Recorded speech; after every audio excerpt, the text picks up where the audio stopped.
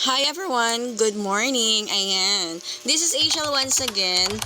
Magte-10 na ng umaga yan pero ayoko pa rin bumangon. Tinatamad pa ako. Ang dami ko pang gagawin. So, naisip ko, ayan, magligpit na lang talaga ng higaan at tumayo na. So, na mga oras na yan is nagliligpit na ako ng higaan. Nakakahiya naman ang itsura ko dyan for today's video. So, pagpasensyahan nyo na maumay na lang kayo. Anyway, ayan, nagligpit na ako ng higaan namin at gumising na ako kasi marami pa akong gagawin. So, ang una kong ginawa is yun nga, magligpit ng higaan and then yun, maglilig ng halaman. Kasi yung mga halaman namin sa labas, tuyot na, te. Tuyot na lahat sila sa sobrang sikat ng araw dito sa lugar namin at talagang yung pagsikat ng araw ay nakatapat sa pintuan ng bahay namin. Dapat talaga araw-araw ang pagdilig ng halaman. Lalo na ngayong summer, dapat umaga at hapon ang pagdilig ng halaman dito sa lugar namin kasi sobrang init ng panahon. Baka mamatay ang ating mga halaman. So, after ko magdilig ng halaman, nagsaing. Ayan, nagsaing ako. Ayan.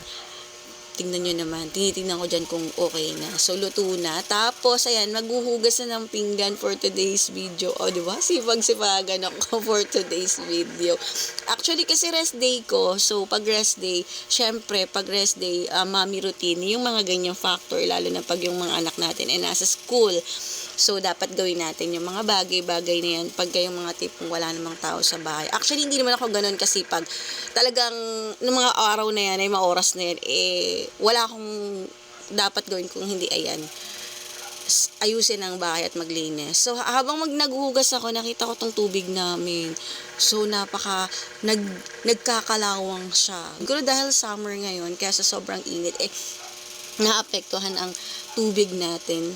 So, sobrang, tingnan mo naman, no, kalawang na kalawang. So, dapat tatapusin ko na yung paghugas ng pinggan. So, parang, ang sabi ko, mamaya na lang, baka mamaya, maging okay na rin yun. Actually, hindi lang naman to once, twice din to nangyari sa akin, sa amin, na ganyan, yellow yung lumalabas, tubig kalawang lumalabas sa gripo. So, this video is awareness lang din para sa nakaka-experience ng ganitong tubig na lumalabas sa kanilang mga gripo. Ang sakit na pwedeng makuha sa maruming tubig is cholera.